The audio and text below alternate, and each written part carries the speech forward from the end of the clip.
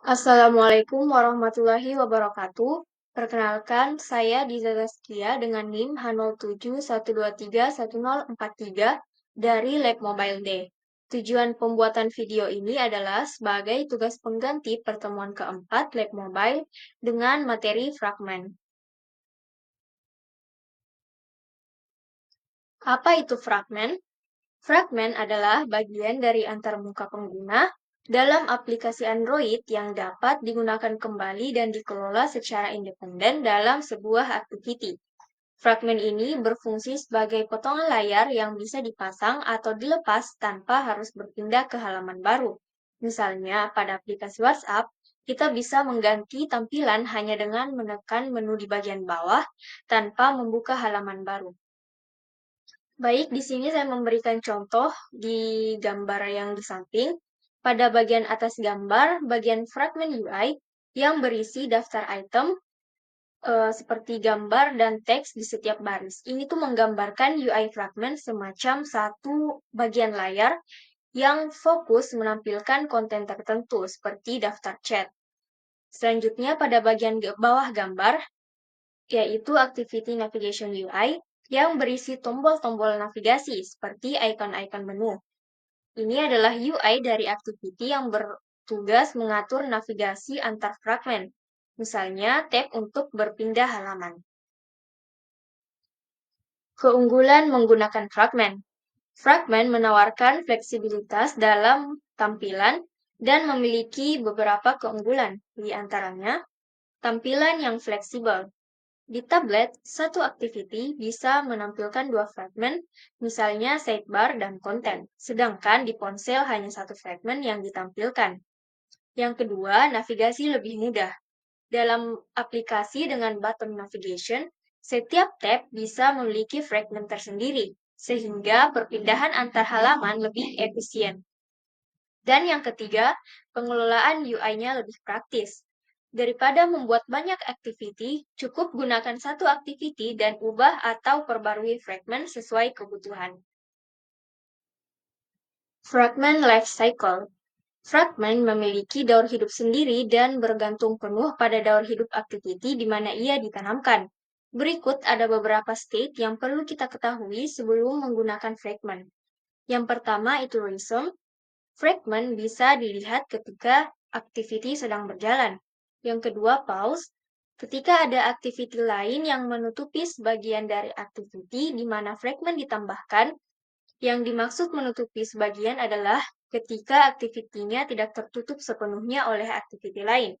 Jadi, masih ada bagian dari activity yang masih bisa dilihat di layar. Dan yang terakhir adalah stop. Ketika fragment tidak kelihatan di layar, bisa jadi karena activity di mana fragment itu ditambahkan, berhenti, atau bahkan fragment itu sendiri sudah dihapus dari activity. Pada kondisi ini, fragment masih hidup dengan semua informasinya, akan tetapi sudah tidak kelihatan di layar dan akan dihancurkan. Selanjutnya, di sini saya menampilkan skema yang menunjukkan callback method yang akan dipanggil di dalam fragment ketika terjadi perubahan pada sebuah activity. Yang pertama di sini tuh ada created, di mana di sini ada fungsi onCreate yang dimana dipanggil saat fragment pertama kali dibuat. Di sini tuh biasanya kita inisialisasi data, tapi belum membuat tampilan UI-nya. Selanjutnya ada onCreateView. Di sini fragment membuat dan mengembalikan layout file dari XML. Selanjutnya ada onViewCreated, dipanggil setelah view berhasil dibuat. Ini tuh tempat untuk setup komponen UI seperti recycler view, button, dan lain sebagainya. Dan ada onViewStateRestore. Di sini tuh misal ada data lama yang disimpan, disinilah fragment bisa memulihkan keadaan view. Terus yang kedua ada started, di mana di sini ada metode onStart. Fragment mulai terlihat ketika terlihat ke pengguna tapi belum bisa berinteraksi penuh. Selanjutnya ada rhythm. Di onRhythm, fragment sudah aktif penuh, pengguna sudah bisa berinteraksi dengan UI, seperti klik button, scroll, dan sebagainya. Selanjutnya ada kembali ke started. Di sini ada fungsi onPause dipanggil saat fragmen tidak lagi di depan tidak muncul lagi di halaman pengguna. Di sini kita sebaiknya menghentikan hal-hal yang berat seperti animasi, video, dan lain-lain. Selanjutnya kembali ke created. On stop, fragmen tidak lagi terlihat sama sekali.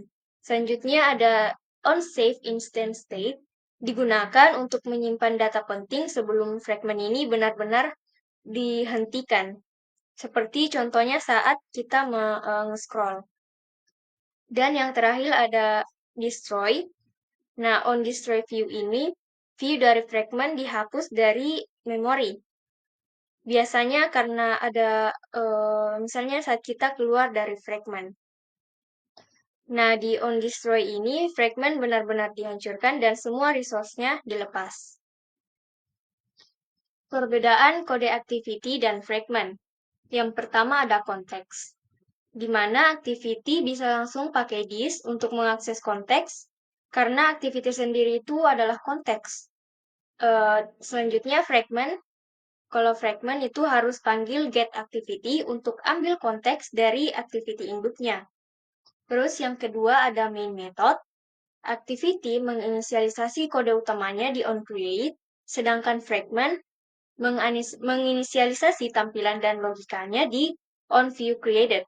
Karena fragment memisahkan proses untuk view onCreateView dan inisialisasi data atau view di onViewCreated. Selanjutnya ada getView. Di activity cukup menggunakan findViewById di fragment karena view dihasilkan di onCreateView, jadi kita harus ambil dari objek view. Jadi caranya itu kita pakai view, titik findViewById, terus dalam kurung r.id, titik nama view-nya. Selanjutnya, di sini saya akan memberikan contoh penerapan fragment, yaitu membuat aplikasi pengisian data mahasiswa. Baik, yang pertama di sini kita buat proyek aplikasi baru. Nah, di sini saya sudah buat. Selanjutnya yang kedua, kita atur layout di activity main. Nah, di sini. Di mana di sini tuh terdapat frame layout dan bottom navigation view. Di sini, frame layout ini berfungsi sebagai tempat fragment yang akan dimuat nanti. Selanjutnya, untuk bottom navigation view, itu akan sebagai menu navigasi di bagian bawah aplikasi. Jadi, frame layout ini akan diisi fragment, dan bottom navigation view itu untuk pindah antar form dan profile yang ada di sini. Selanjutnya, di sini kita membuat menu navigasi. Nah, di sini saya membuat folder menu di dalam folder res. Nah, di dalam folder menu ini terdapat file XML bottom nav menu. Nah, di sini tuh nanti terdapat dua menu, yaitu ada form dan ada profile. Seperti yang ditampilkan di samping sini. Selanjutnya, di sini kita membuat dua fragment, yaitu fragment form dan fragment profile. Di bagian fragment form ini, di sini terdapat edit text, nama dan name, dan ada button untuk simpan data-data nama dan name yang telah diisi. Selanjutnya, di fragment profile, di sini tuh dia akan menampilkan nama dan name yang telah diisi di bagian form yang tadi. Nah, selanjutnya di sini saya akan menjelaskan bagian logikanya yang ada di Java. Yang pertama itu di main activity. Nah, di sini saya membuat dua variabel nama dan name untuk menyimpan data sementara yang dikirim dari form fragment nanti. Selanjutnya di sini ada method onCreate, di mana metode ini tuh dipanggil saat activity baru pertama kali dibuat. Nah, di sini set content view itu untuk mengatur bahwa layout utama yang digunakan di metode ini itu adalah activity main. Selanjutnya di sini itu saat pertama kali aplikasi dibuka, maka kita akan langsung ditampilkan form fragment. Selanjutnya pada bagian ini, itu kita mengambil komponen dari bottom navigation view, agar ketika menu di bawah itu diklik, kita akan tahu menu mana yang dipilih, form atau profile. Nah, di sini, jika tombol form yang diklik, maka akan menuju ke halaman form fragment. Sedangkan jika menekan atau mengklik profile, maka akan ditampilkan profile fragment. Selanjutnya bundle ini tuh untuk, nah saat ke profile, data nama dan link yang disimpan itu dikirim menggunakan ini bundle. Selanjutnya di sini kita panggil metode load fragment untuk menampilkan fragment baru. Dan di sini ada fungsi set mahasiswa data, di mana fungsi ini tuh nanti dipanggil oleh form fragment untuk menyimpan data nama dan NIM ke variabel yang ada di main activity ini. Selanjutnya di sini saya akan menjelaskan pada bagian form fragment. Di sini tuh kita membuat kelas form fragment yang mengextend fragment. Nah, di sini ada onCreate view yang digunakan untuk membuat tampilan dari layout form fragment. Selanjutnya di sini tuh kita menghubungkan variabel Java dengan ID-ID seperti nama, NIM, dan button simpan yang dari layout. Selanjutnya di sini saya kasih action untuk button simpan. Jadi ketika tombol simpan ini tuh diklik, maka dia akan mengambil isi teks dari edit text nama dan NIM.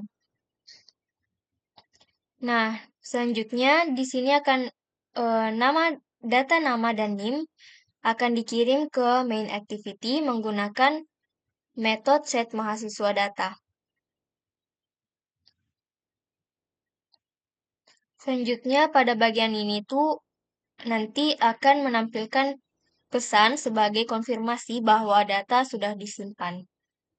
Selanjutnya saya akan menjelaskan bagian profile fragment. Nah, pada bagian ini tuh kita membuat profile fragment ini tuh untuk layout fragment profile. Selanjutnya di sini kita hubungkan antara variabel Java dengan komponen yang ada di fragment profile berdasarkan ID-nya seperti nama dan NIM. Selanjutnya, pada bagian ini kita mengambil data nama dan NIM yang dikirim dari main activity melalui bundle. Selanjutnya, pada bagian ini, nama dan NIM akan ditampilkan di UI aplikasinya.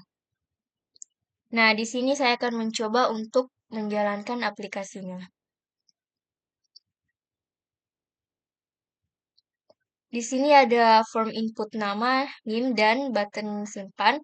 Terus di sini tuh button navigation-nya, ada form dan profile. Di sini kita akan mencoba untuk mengisinya.